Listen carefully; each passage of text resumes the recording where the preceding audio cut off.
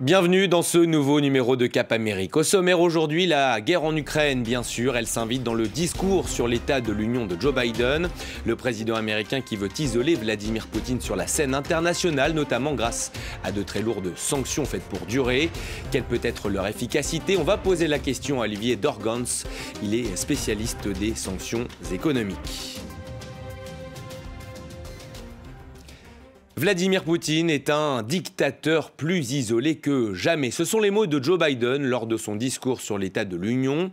À la tribune du Congrès, le président américain a réitéré le soutien des États-Unis à l'Ukraine. Nous sommes unis, c'est ce qu'il a dit sous les yeux de l'ambassadrice ukrainienne dans le pays, très émue et très applaudie par l'ensemble des élus. Les images vous sont commentées par Amin Babaïssa. Galvanisé par un congrès qui a mis de côté les querelles partisanes, Joe Biden se livre à la traditionnelle prise de parole présidentielle. Un discours sur fond d'invasion russe en Ukraine. Dans la salle, le drapeau ukrainien est partout. Vladimir Poutine a voulu ébranler les fondements même du monde libre, pensant qu'il pourrait le faire plier avec ses menaces. Mais il s'est trompé de calcul. Il pensait pouvoir renverser l'Ukraine et le monde avec. Au lieu de cela, il a rencontré un mur de force qu'il n'aurait jamais pu anticiper ou imaginer. Il a rencontré le peuple ukrainien. Pendant près de 15 minutes, Joe Biden énumère les sanctions visant Vladimir Poutine, mais aussi plus généralement l'économie russe.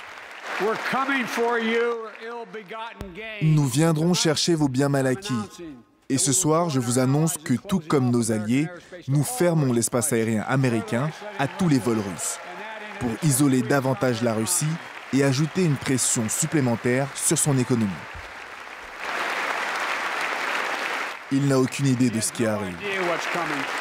Le président américain a également annoncé des mesures pour pallier à l'isolement de la Russie sur la scène économique mondiale. Ce soir, je peux annoncer que les États-Unis ont travaillé avec 30 autres pays pour délivrer 60 millions de barils de pétrole provenant des réserves du monde entier. Nous libérons 30 millions de notre propre réserve et nous sommes prêts à faire plus si nécessaire, unis avec nos alliés. Un discours sur l'Union chamboulé par l'actualité internationale donc. L'exercice est habituellement réservé à la politique américaine intérieure. Bonjour Olivier Dorgans. Bonjour. Vous êtes spécialiste des sanctions économiques. On l'a vu, Joe Biden a donc annoncé l'interdiction de l'espace aérien des États-Unis aux avions russes, comme l'avaient fait d'ailleurs l'Union européenne et le Canada avant lui. Plusieurs banques russes ont également été exclues du système SWIFT. Quel est l'impact réel de ces sanctions? Il est mesurable? Il est mesurable et va surtout l'être dans quelques semaines ou dans quelques mois, parce que les mesures qui sont prises, qui sont des mesures qui vont toucher le secteur bancaire, le secteur financier, la capacité de la Russie à continuer à échanger avec des banques occidentales et américaines notamment, va prendre un petit peu de temps, sachant que la Russie s'est préparée.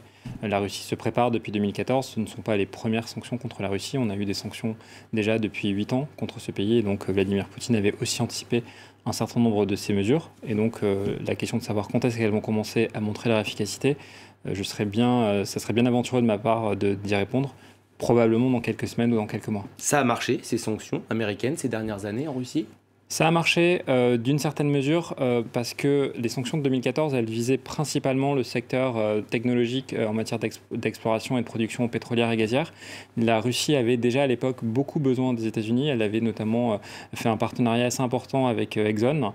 Et Exxon avait été forcé de par ces sanctions de sortir de ce partenariat. Et donc la Russie s'est retrouvée retardée dans sa capacité à exploiter au maximum ses capacités pétrolières et gazières. Et donc oui, ça a fonctionné. Après, est-ce que ça a été suffisant pour empêcher les velléités expansionnistes de Vladimir Poutine? De toute évidence, la réponse est non. Des sanctions qui pourraient paradoxalement finalement avoir des conséquences négatives sur l'économie américaine, ce serait le retour de bâton? C'est un des points de difficulté pour les États-Unis. Les États-Unis, en fait, sont également dans une guerre commerciale avec la Chine et une des portes de sortie assez évidentes des marchés occidentaux pour la Russie, c'est la Chine. Même si la Chine a été plutôt silencieuse ces derniers jours sur un soutien plus ou moins affirmé au régime de Vladimir Poutine, la crainte des États-Unis, c'est effectivement que les exports, par exemple, d'hydrocarbures et de gaz soit retourné vers la Chine et que d'un point de vue technologique, la Chine vienne remplacer les entreprises américaines et européennes en Russie. Et donc c'est là, à mon sens, toute la mesure qu'on perçoit également dans le discours de Joe Biden hier soir au Congrès. Eux aussi ont un rôle à jouer selon les Occidentaux. Les GAFA, Facebook, Google, Apple, Twitter ou encore Netflix sont pris entre le marteau et l'enclume. Sanctionner la Russie pourrait leur faire perdre de l'argent, mais ils gagneraient sans doute en crédibilité. Florence Gaillard. Les géants de la technologie sommés de choisir leur camp. Omniprésents sur les écrans, omnipotents sur les smartphones, ils ont le pouvoir de gêner les utilisateurs russes. Et c'est exactement ce que leur demande le ministre ukrainien de la transition numérique, Mikhailo Fedorov. J'ai demandé à Tim Cook, le PDG d'Apple, de bloquer l'Apple Store à tous les citoyens de la Fédération russe et de soutenir les sanctions du gouvernement américain. Quand on est d'accord avec un président meurtrier, alors on peut se satisfaire du seul site disponible de Russia 24. Les GAFA sont de grands groupes privés dont les revenus dépendent surtout des achats et des publicités. Mais ils se vantent aussi de défendre la liberté d'expression et les valeurs démocratiques. Facebook, YouTube et Google ont déjà riposté en touchant directement au porte-monnaie des chaînes russes. En réponse à la guerre en Ukraine, nous suspendons la possibilité pour les médias financés par l'État russe de monétiser leurs activités sur nos plateformes. En Russie, Facebook est dorénavant limité et Twitter va payer une amende pour avoir refusé de supprimer certains contenus sur demande du Kremlin. Côté ukrainien, les appels du ministre ont été entendus par Elon Musk, puisque les premiers kits de connexion par satellite promis par le milliardaire sont arrivés à Kiev pour être déployés dans tout le pays. Olivier Dorgance, un mot également sur l'attitude des grandes entreprises américaines. Visa, Mastercard, American Express ont pris des mesures, empêchant notamment, on l'a dit, des banques russes d'utiliser leur réseau. Des entreprises comme Apple ou Ford ferment leurs usines ou leurs boutiques en Russie. Elles peuvent faire pencher la balance, ces grandes entreprises américaines ? Je pense qu'elles peuvent paradoxalement contribuer à la déstabilisation de l'économie russe, mais ce n'est pas forcément les raisons qui ont motivé ces départs ou ces fermetures.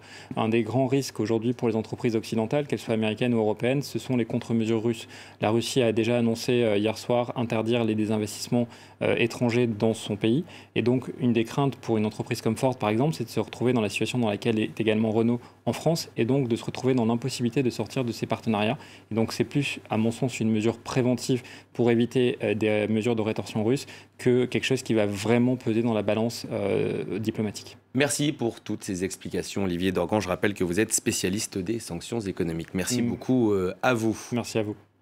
Cette guerre en Ukraine a une résonance particulièrement forte aux États-Unis, où 1 million d'Américains d'origine ukrainienne vivent. Des manifestations ont été organisées dans plusieurs villes du pays. Mobilisation également des stars, vous allez le voir, à l'image de Madonna ou encore de Lenny Kravitz.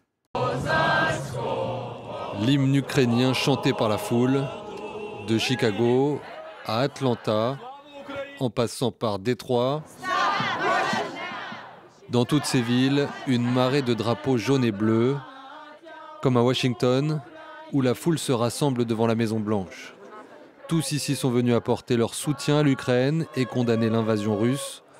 Les Ukrainiens d'origine, qui sont environ 1 million dans le pays, sont nombreux parmi les manifestants. Notre nation est attaquée, nos familles se terrent dans des abris. L'Ukraine a besoin d'aide. Nous avons notre culture, notre peuple. Nous avons besoin d'aide pour rester en vie, pour garder notre pays en vie, notre patrie en vie. Nous voulons que le monde se dresse avec nous. Nous voulons être entendus. Je suis ici car mes amis en Ukraine se battent et meurent pour leur terre. À New York, la Statue de la Liberté séparait des couleurs ukrainiennes, alors qu'un drapeau géant était déployé à travers Times Square. Ici, la communauté ukrainienne est très importante. Un quartier de Manhattan porte même le nom de Petite Ukraine. C'est là qu'est basée l'ONG Razom, Ensemble en ukrainien. Elle travaille à rassembler des biens de première nécessité qu'elle fait parvenir en Ukraine. Et le monde des médias américains a rallié le mouvement. La très populaire émission Saturday Night Live a invité ce chœur traditionnel ukrainien à venir chanter en direct.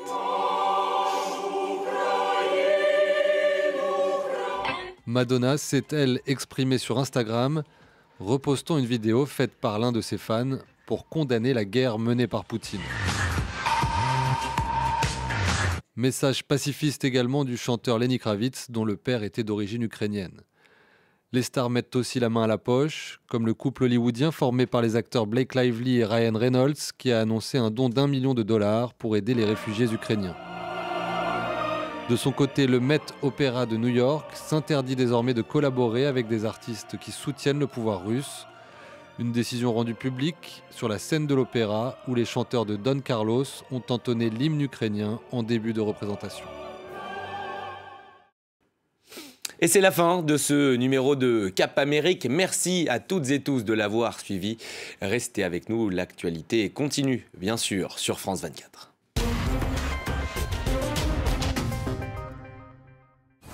À France 24, mon travail, en étroite collaboration avec les rédacteurs en chef, c'est de mettre en perspective les dossiers internationaux qui font la une de l'actualité.